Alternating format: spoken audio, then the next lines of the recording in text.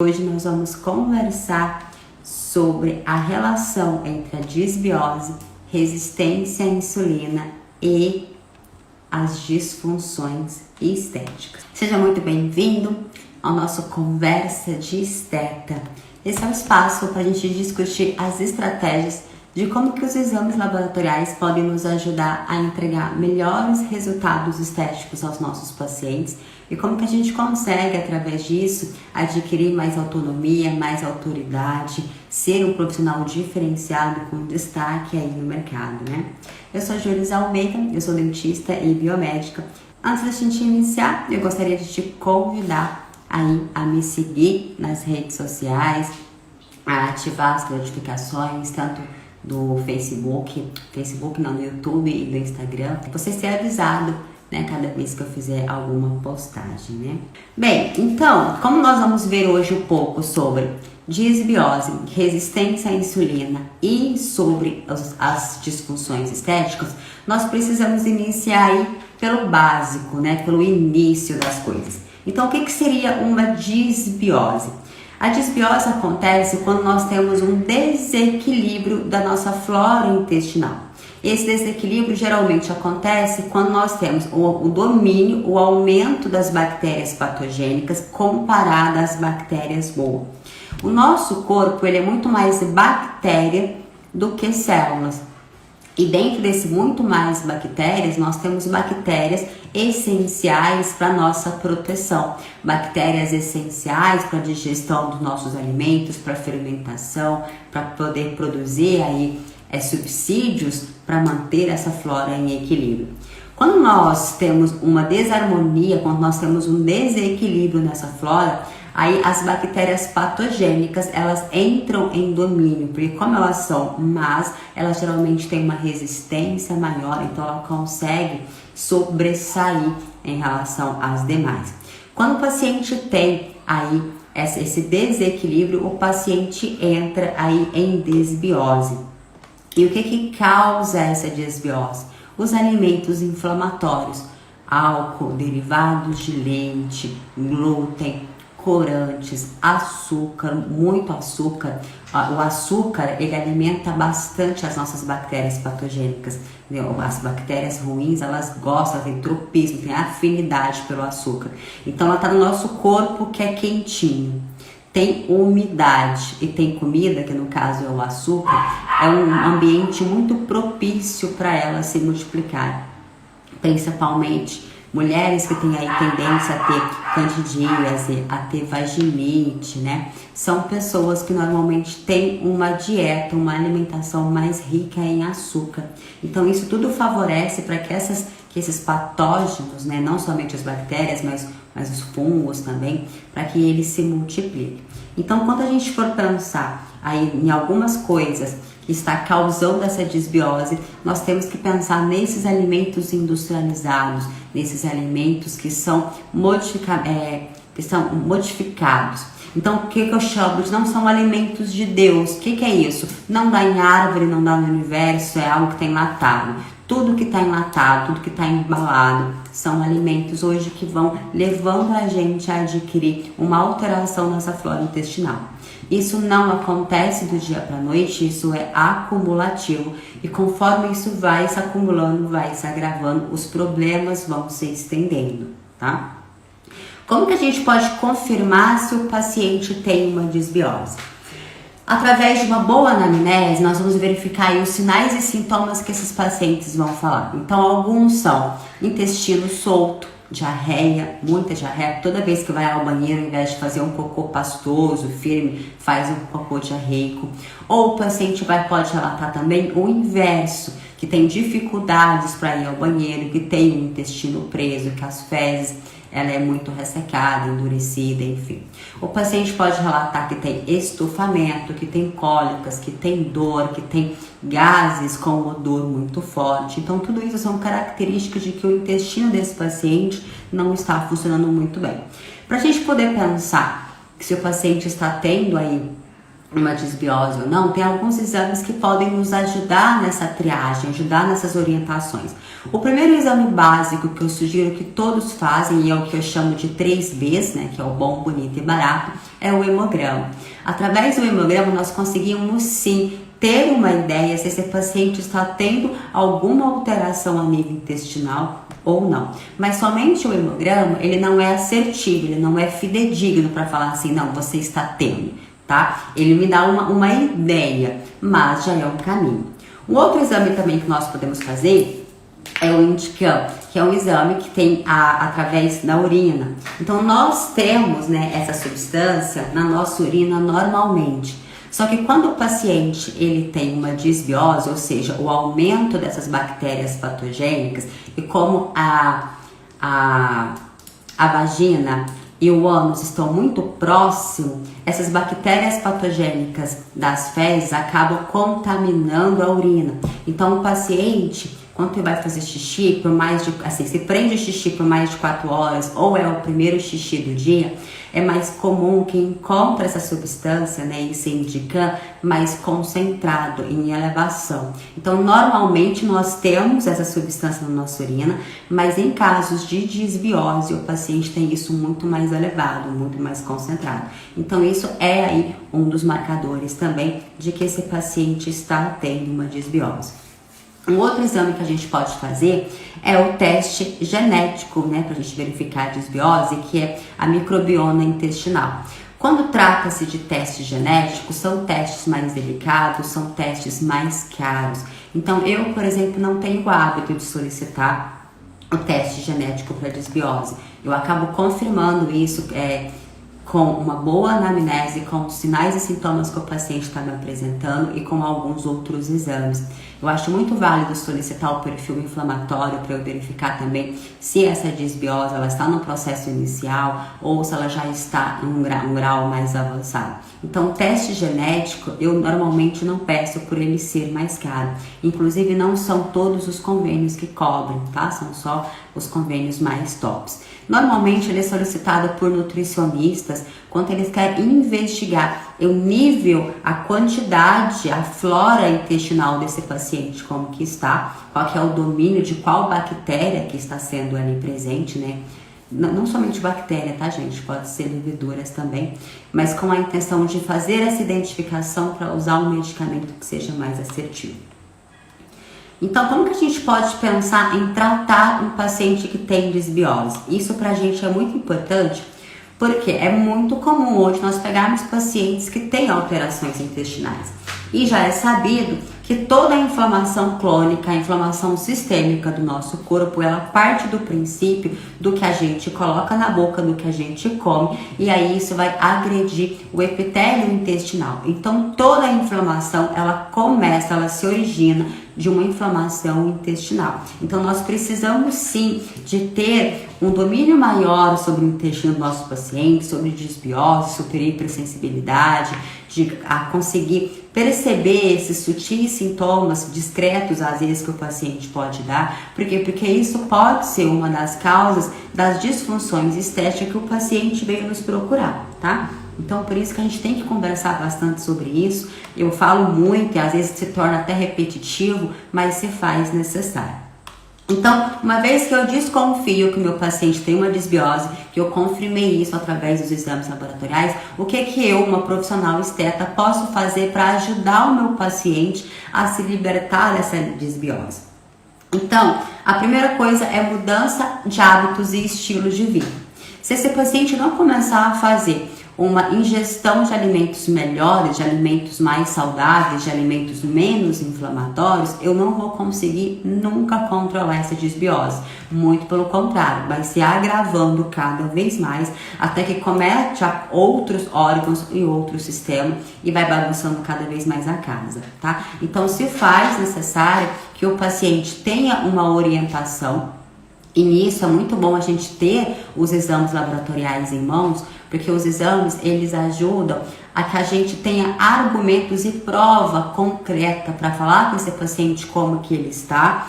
E assim, uma vez que nós conseguimos mostrar para o paciente, olha, então você tem sintoma disso, é característico disso, os seus exames estão comprovando isso. Quando a gente demonstra para o paciente a nível de exame, ele consegue enxergar. Aquilo parece que se torna mais palpável, que se torna mais real. E uma vez que esse paciente consegue compreender a gravidade da questão, ele passa a te ajudar, tá? Então, os exames laboratoriais, nessas situações, ela vem muito a nos favorecer, a convencer e a explicar ao paciente de que algo precisa de ser feito. Então, a primeira coisa é tirar aí, mudar os hábitos, os alimentos desse paciente. Depois, nós entramos na parte de suplementação, que é o que eu falo de 4 R's. Se vocês forem pesquisar na literatura, tem algumas pessoas que já defendem 6 R's e 8 R's. Mas, no fim das contas, no grosseiro, se resumem nos 4 R's, tá? Então, esses 4 R's são, primeira coisa, remover. Remover o que? Remover as bactérias patogênicas, remover a causa do que está fazendo com que aquele intestino tenha uma tendência maior a ter bactérias do mal do que bactérias boas. Quais que são essas causas? Normalmente são alimentos industrializados, alimentos ricos em processo inflamatório, precisa diminuir açúcar, precisa de diminuir glúten, precisa diminuir álcool e precisa aumentar a ingestão de água. Precisa de tirar tudo que é tóxico para aquele paciente. Talvez o paciente, ele nem sabe que o fato dele não ter uma alimentação rico em fibras favorece a ele ter uma desbiose. Então, às vezes, fazendo alguns ajustes e orientando é interessante. Segunda coisa é repor, né? Então, nós estamos aí nos 4 R. Primeiro é remover a causa, segundo é repor. Quando a gente pensa em repor, nós temos que começar a pensar a nível das enzimas digestivas desse paciente. Se um paciente tem uma mastigação muito rápida e também faz o uso desses alimentos inflamatórios, ele vai entrando em declínio de produção de enzimas digestivas. E essas enzimas digestivas, elas começam a partir do momento que a gente pensa no alimento. Quando a gente pensa no alimento, a nossa boca já saliva e a saliva já produz aí enzimas que vão participar da digestão desses alimentos. Então, por isso que a gente pede, que nós aqui é orientar, que a gente tenha uma mastigação mais lenta, porque mastigando mais vezes, a boca saliva mais e salivando mais vai formando mais enzimas digestivas. Então, tudo começa pela boca. Aí, quando cai no estômago, o estômago libera suco gástrico para quê? Para ajudar ali naquela digestão. E, consequentemente, isso vai caminhando para o nosso intestino. Então, se a gente não tem enzimas satisfatórias, a gente começa a mastigar muito rápido, esse alimento cai muito grosseiro, muito in natura no nosso estômago, ali fica mais difícil degradar e de repente cai aí no intestino alimentos maiores, fica cada vez mais difícil e isso vai fazendo com que sobre mais subsídio, sobre mais restos de alimento para alimentar essas bactérias ruins e dificulta a nossa absorção. Então, pacientes que têm desbiose são pacientes que normalmente eles evoluem para anemia, ou uma anemia ferropriva, ou uma anemia por deficiência de B12 ou B9, ou até todas elas juntas. É possível nós termos anemia por deficiência de B12, B9 e ferro, tá? E isso se dá por quê? Porque o paciente está numa situação de desbiose tão descontrolada que os alimentos que ele faz ingestão, ele não está conseguindo absorver esses nutrientes. Então, se o paciente evolui aí para uma anemia, qualquer procedimento estético que nós fizermos no paciente, seja ele facial, ou seja corporal, seja para unha, para cabelo, enfim, não vai ter um efeito bom, não vai ter uma resposta favorável. Por quê? Porque tudo que nós fizermos, nós vamos precisar de oxigênio. Se o paciente não está oxigenando bem, porque ele está com uma anemia por carência nutricional, os nossos procedimentos vão ter uma resposta não tão boa, tá? Então, voltando aí para o terceiro R da reposição aí dessa desbiose, é a reinoculação. Essa reinoculação é o que? É a gente devolver para o organismo daquele paciente as bactérias boas. E isso pode ser proveniente do prebiótico ou de probiótico. Prebiótico é quando a gente faz isso através de alimentos. Quando a gente alimenta e os nossos resíduos de alimentos servem de alimentos para as bactérias. Então é muito importante que a gente come couve-flor, brócolis, bruxelas, tudo isso são alimentos que eles fermentam no nosso intestino, fermenta de uma forma saudável, tá? Não de causar aquele estufamento todo, exceto para quem tem algum tipo de alergia a esses alimentos.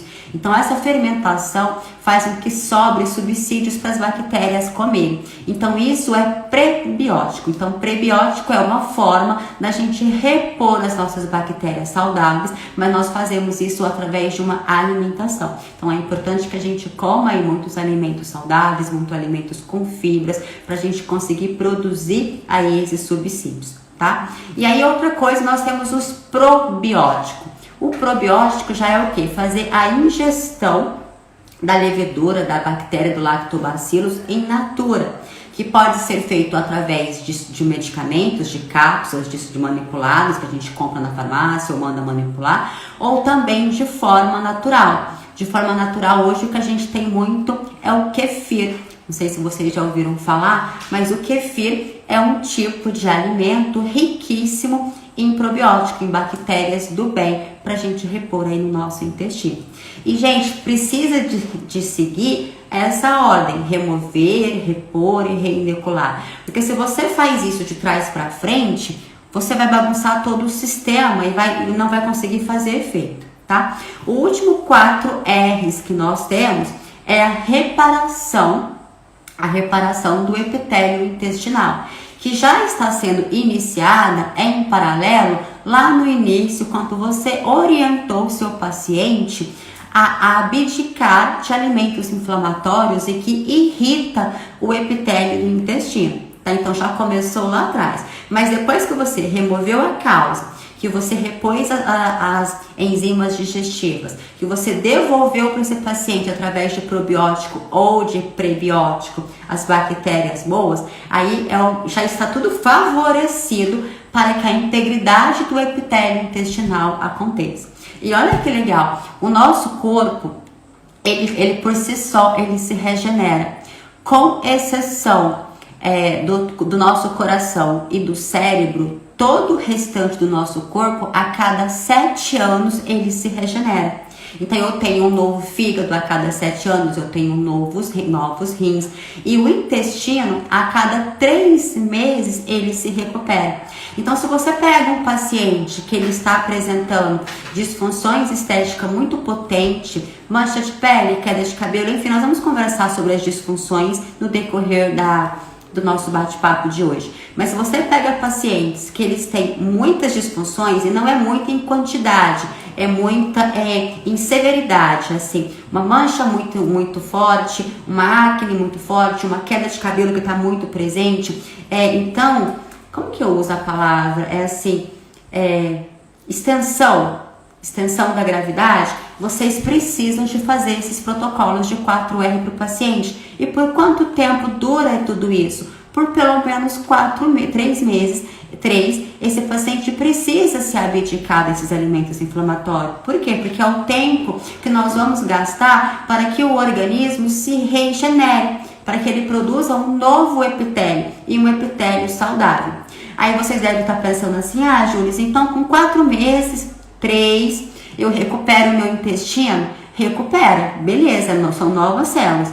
E aí, se eu continuar comendo, se eu voltar a comer alimentos inflamatórios, o intestino ele vai voltar a inflamar num ciclo de velocidade de acordo proporcionalmente ao seu nível de ingestão de alimentos inflamatórios, e ele vai voltar a ter desbiose, ele vai voltar a ter a hiperpermeabilidade e vai juntar outros problemas. Então, o ideal é que a gente tenha uma redução considerável desses alimentos industrializados, dos alimentos inflamatórios, que a gente aumente a nossa ingestão dos alimentos do bem, tá? É quase que difícil nós ficarmos constantemente para sempre sem alimentos inflamatórios. Não, a gente vai comer, nós vamos ter contato com isso faz parte de viver. Mas se nós tivermos o controle de contaminou, descontamina. Contaminou, descontamina, a gente consegue dar recursos para o nosso corpo entrar em equilíbrio. Agora, se todos os dias e em grande quantidade nós colocarmos dentro do nosso corpo alimentos inflamatórios, nós não vamos conseguir controlar essa inflamação intestinal e isso vai se agravar por todo o corpo. Lembrando que as disfunções estéticas, qualquer disfunção estética, elas são um aviso do início do problema, tá? Então, por isso que eu falo que o paciente ele vai procurar o primeiro profissional, nós estetas, para nos avisar que o corpo dele não está bem. As disfunções estéticas são sinais de que está começando a bagunçar a casa. E se nós tivermos o domínio dos exames laboratoriais, domínio de fisiologia e entender como funciona aquele corpo, nós seremos capazes de reorganizar a casa, de devolver a homeostase daquele organismo e, consequentemente, evitar, corrigir as disfunções estéticas. Agora, o que eu vejo hoje que está acontecendo? As pessoas estão fechando os olhos para isso, estão querendo tratar a disfunção estética sem resolver a causa. O paciente vai começando a bagunçar cada vez mais o organismo, vai afetando órgãos, sistemas maiores, vai começando a ter doença autoimune, vai começando a ter depressão, e isso vai evoluindo para patologias que levam o paciente à morte. Tá? Então, gente, tudo a gente consegue resolver quando está no início. E nós, profissionais estetas, temos essa vantagem porque o paciente, o primeiro profissional que ele procura para resolver uma disfunção estética somos nós estetas, tá? Então, só para fazer um resumo de como que você vai recuperar aí uma disbiose, utilizando os protocolos dos 4 R's, que são remover a causa, que é repor as enzimas digestivas, que é reinocular esse intestino de bactérias boas e reparar essas barreiras do intestino. Como que a gente pode reparar? Suplementando também esse paciente de oligoelementos essenciais para que as nossas células tenham a capacidade de multiplicação, de divisão e de regeneração. Então, tudo isso nós conseguimos. Tudo bem? E aí uma outra causa também que nós temos para resolver as disbioses do paciente é o transplante fecal. Isso já se evolui para casos muito drásticos, para casos muito complexos e não cabe a nós, profissionais estetas. Isso já cabe aí a um profissional diferenciado que pode fazer isso não cabe a nós. Mas eu quero que vocês entendam que em último caso de gravidade, de extensão, ainda existe o transplante fecal. No Brasil ainda não é assim rotineiramente usado, nos Estados Unidos isso se usa muito mais, mas os Estados Unidos,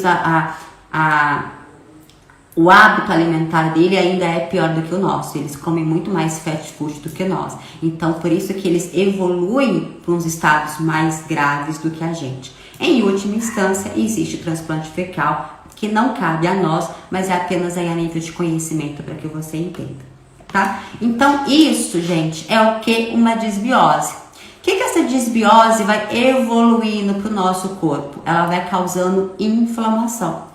Problemas no intestino levam o paciente a ter disfunções estéticas.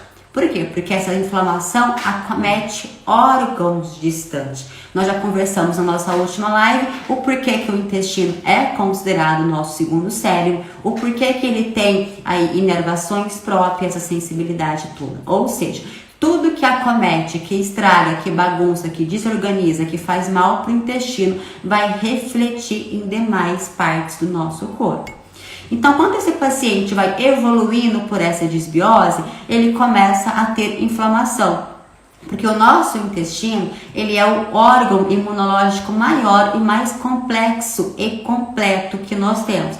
Uma vez que o intestino começa a sinalizar que algo não está bem, ele ativa toda a cascata inflamatória que nós temos no corpo. E aí esse corpo vai evoluindo para liberar citocinas que são maléficas para a gente. E uma vez que esse paciente está muito inflamado, quanto mais inflamado esse paciente está, maior é mais dificuldade a insulina vai ter de poder grudar no seu receptor. A insulina é um hormônio produzido pelo pâncreas que tem como finalidade pegar a glicose e colocar ela dentro da nossa célula. Por quê? Porque a gente necessita de glicose dentro da célula para que essa célula produza energia para a gente viver. Se nós estivermos dormindo, para os nossos órgãos vitais estarem funcionando, nós precisamos de ATP, nós precisamos de energia. E a energia mais fácil que a gente tem é proveniente da glicose. Mas a glicose, para ela ser utilizada, ela necessita de estar dentro da célula.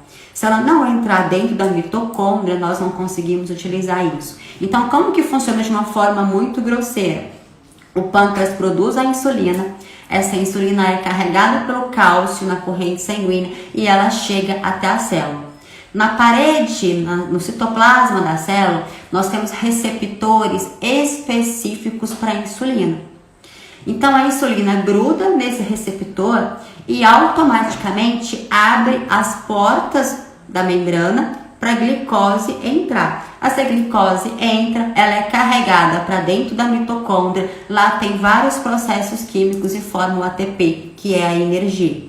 Então, quando o paciente está muito inflamado, e quanto mais inflamado esse paciente está, no receptor de insulina, que fica no citoplasma da célula, ele acaba sendo ocupado, camuflado pelas inflamação, pelas citocinas inflamatórias.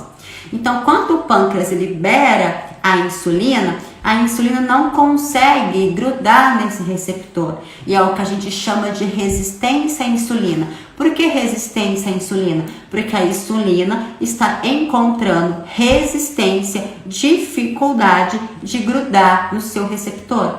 E se a insulina não gruda no seu receptor, não abre as portas da membrana citoplasmática para a glicose entrar. Então, quanto mais inflamado esse paciente está, maior vai aumentando a resistência à insulina. E por isso vai evoluindo para um diabetes tipo 2. Como que evolui? O pâncreas, ele é muito bem sinalizado. O nosso corpo por si só, ele é muito bem comunicado. Quando o pâncreas produz insulina, qual que é a intenção disso? De produzir insulina para pegar a glicose e colocar dentro da célula. Então, quando nós estamos, por exemplo, alimentando, nós temos um pico de produção de insulina. Por quê? Porque automaticamente tem um pico de produção de glicose. Então, o pâncreas produz insulina para pegar essa glicose e guardar. Se, de repente, a gente começa a ter uma dificuldade da insulina no seu receptor, vai começar a sobrar glicose na corrente sanguínea. Aí o pâncreas fala assim: nossa, tem muita glicose no sangue, vou produzir mais insulina. Só que ele produz mais insulina, mas esse aumento não é satisfatório. Por quê? Porque não é questão de quantidade, é questão de encaixar no seu receptor. E se ele encontra dificuldade para entrar no seu receptor, não vai entrar a glicose para dentro da célula. Aí o pâncreas fala assim: nossa, mas eu ainda tenho muita glicose no sangue, vou produzir mais insulina. Então a gente começa a ter um pâncreas produzindo insulina incansavelmente para tentar controlar aquele excesso de glicose. E isso vai virando um ciclo. Chega uma hora que tem tanta glicose, tem tanta insulina ali no sangue, que a glicose fala assim: nossa, tá muito fácil essa insulina aqui, eu não quero. Sabe quando tá muito fácil que a gente não quer, que a gente despreza? Por quê? Porque a gente gosta da escassez, a gente gosta da exclusividade. Quando começa a ter muita glicose, muita insulina no sangue, a glicose fala assim: eu não quero essa insulina. Ela tá aqui à minha disposição, tá aqui toda hora, não tem escassez, que eu não quero. Aí o pâncreas começa a pensar assim: nossa, eu estou produzindo muita insulina e eu ainda tenho muita glicose. Eu já cansei, eu não aguento mais ficar trabalhando, não aguento mais ficar produzindo insulina, produzindo. Então chega um momento que o pâncreas, ele começa a parar de produzir insulina. E aí a gente está comendo, nós estamos colocando glicose no nosso corpo, muito carboidrato, muito açúcar e tal. Chega um momento que o panda fala assim, cansei, não vou mais produzir insulina, aí o paciente entra em diabetes tipo 2. Só que antes do paciente evoluir para um diabetes do tipo 2, o paciente apresenta pele ressecada, muita mancha, hiperpigmentação por qualquer processo inflamatório. Esse paciente apresenta todos os sinais e sintomas de inflamação, que são retenção de líquido, formação de celulite, acúmulo de gordura. Ele começa a ter uma depressão dos hormônios da tireoide, então ele começa a ter um organismo mais lento. O organismo mais lento acumula-se mais gordura, ele fica mais preguiçoso. O paciente vai relatar que tem falta de concentração, que tem um sono excessivo. É um paciente que não tem libido, não tem energia criativa. É um paciente que está vegetando no mundo. Então, o que acontece? Se vocês entendem tudo isso e vocês pegam o paciente lá no início, você é capaz de resolver o problema do paciente antes que ele evolua para um diabetes do tipo 2. O diabetes do tipo 2 é uma patologia. E até chegar nesse final, o caminho é longo. E uma vez identificado precocemente, nós conseguimos reverter isso. Tá? E por que os pacientes evoluem para diabetes do tipo 2? Uma, porque é uma doença silenciosa, que se não for bem investigada, passa desapercebido. Segundo, porque muitos profissionais estão educados, preparados, treinados a avaliar os exames laboratoriais de acordo com os valores de referência.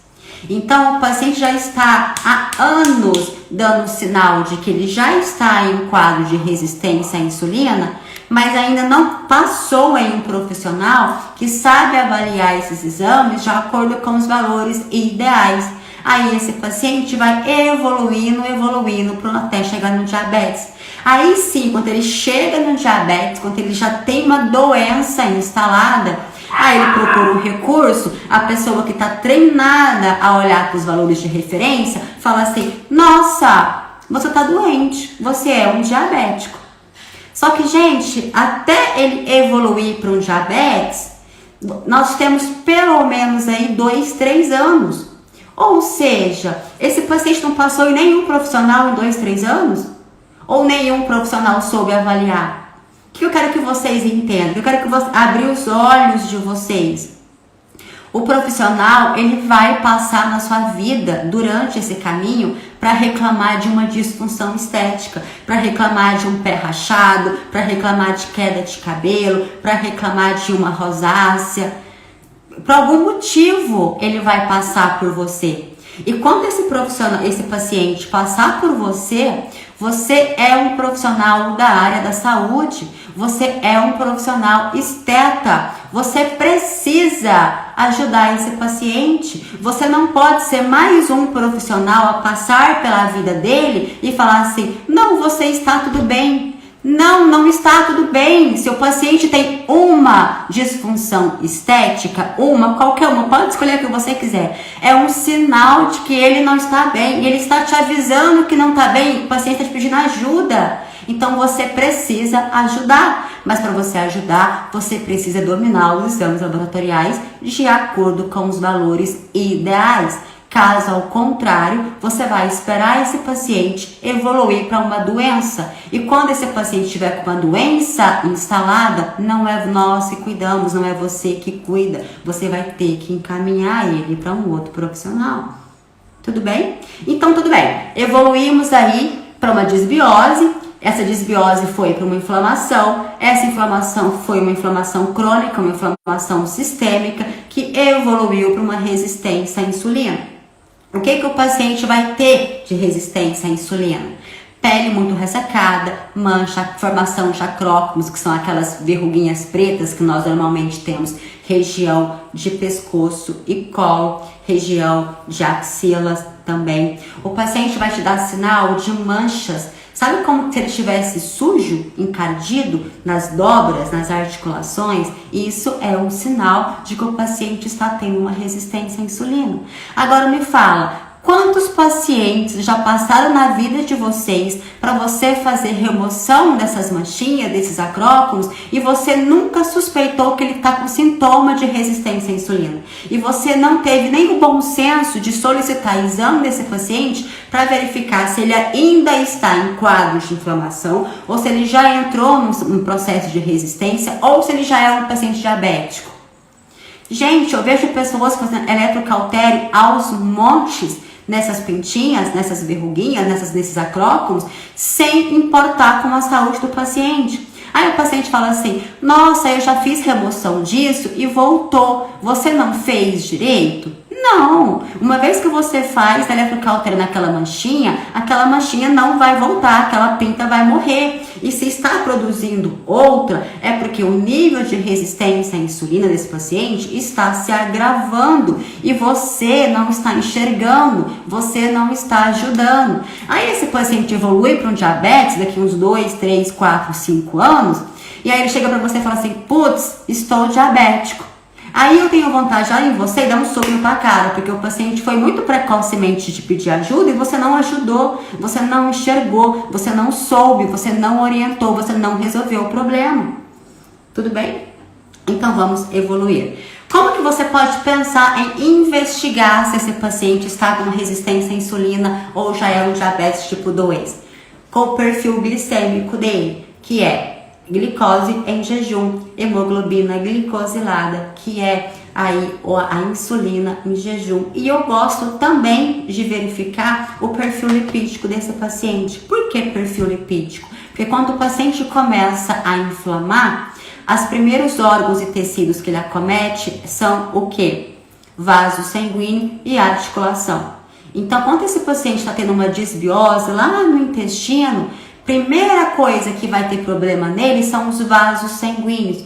Se os vasos sanguíneos desse paciente começam a ficar inflamados, ele começa a ter uma sensibilidade de vaso sanguíneo. Isso faz com que esse paciente tenha o quê? O aumento da homocisteína. Se eu tenho um aumento da homocisteína, eu tenho uma diminuição do ácido nítrico. Então, o ácido nítrico ele é uma substância que tem a função de proteger e controlar a pressão arterial dos vasos sanguíneos.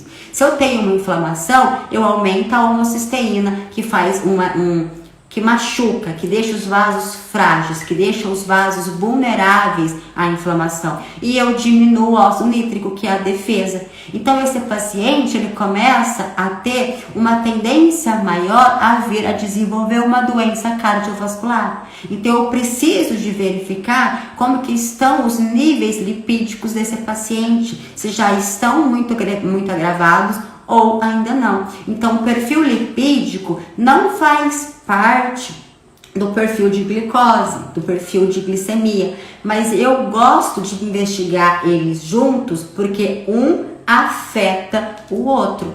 Então, eu preciso de ver como que estão os vasos sanguíneos do meu paciente, uma vez que os vasos sanguíneos são os primeiros a ser acometidos de uma inflamação no intestino, tá?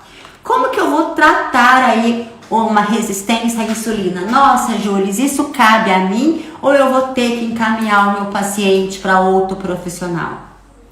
Se o seu paciente ainda não possui diabetes tipo 2 instalado, ele ainda não é doente. Se ele não é doente, você consegue resolver. Então, se você pega um paciente com resistência à insulina, ou que popularmente é chamado de pré-diabético, você, profissional esteta, você é capaz de resolver. Independente se você é esteticista, se você é biomédico, dentista, farmacêutico, médico, terapeuta, enfim, esteta, tá?